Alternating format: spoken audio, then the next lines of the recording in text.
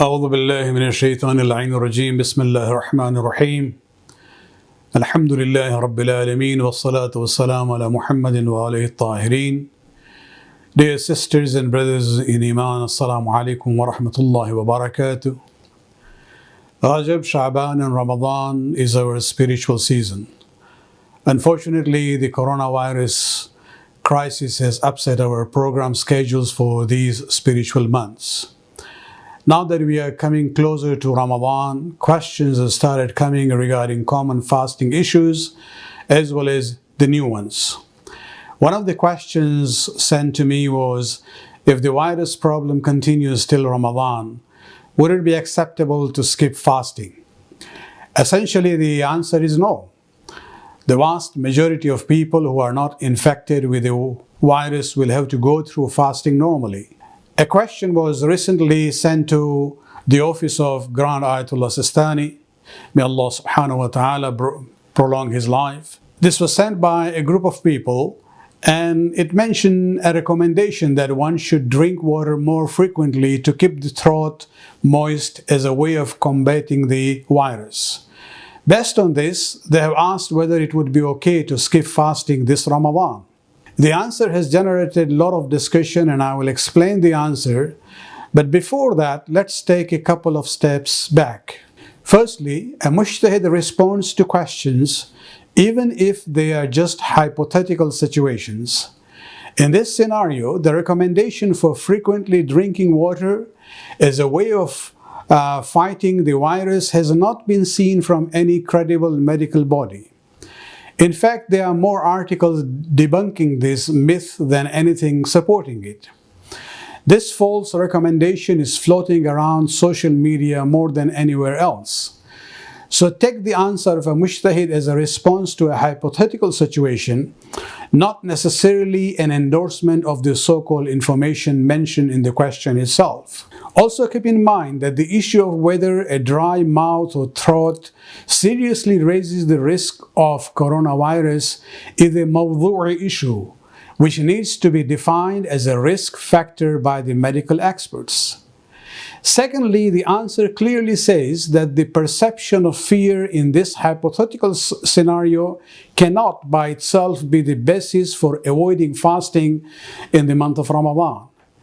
Instead, those who have such a fear should attempt to drink extra liquids beforehand to assist in staying hydrated throughout the day. Thirdly, the answer also states that in order to keep your mouth moist while fasting, you can chew sugarless gum, provided the pieces of gum are not swallowed. Remember that this is a response to a perceived risk of keeping your mouth and throat dry. However, since this is a falsely presented risk, the option of chewing gum becomes irrelevant.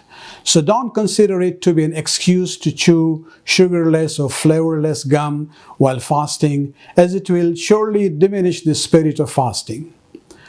On a related note, a question I received earlier regarding fasting was about those who fear that fasting will lower their immune system, thus increasing the risk level for infection by the virus. The answer to this is also clear. They should eat and drink smartly and sufficiently during the night in order to keep their immune system healthy, and then fast during the daytime.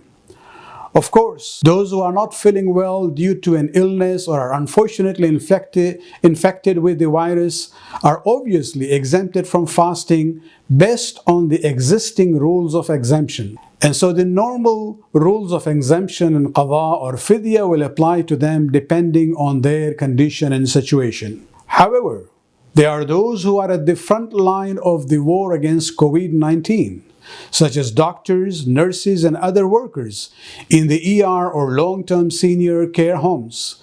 They are in a different situation compared to the general public. So if these individuals see that fasting will seriously hamper their ability to treat and care for COVID-19 patients, or they see their job as a serious risk to their own well-being during this crisis, then they will have to evaluate each day of Ramadan individually. They should start the fast normally, but assess the situation throughout the day. If they realize that they cannot fulfill their duties sufficiently, only then can they break their fast. And in this case, there is no kafara for them. They just have to do the qada of the day later in the year. Since I'm talking about exceptional cases of fasting, let me end with a question that I regularly receive before Ramadan about the young girls who turn 9 years old at a time when Ramadan has long days and short nights.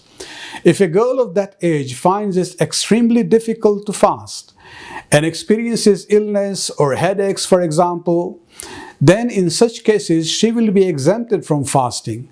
She has to do qada later on, perhaps in the winter when the days are shorter.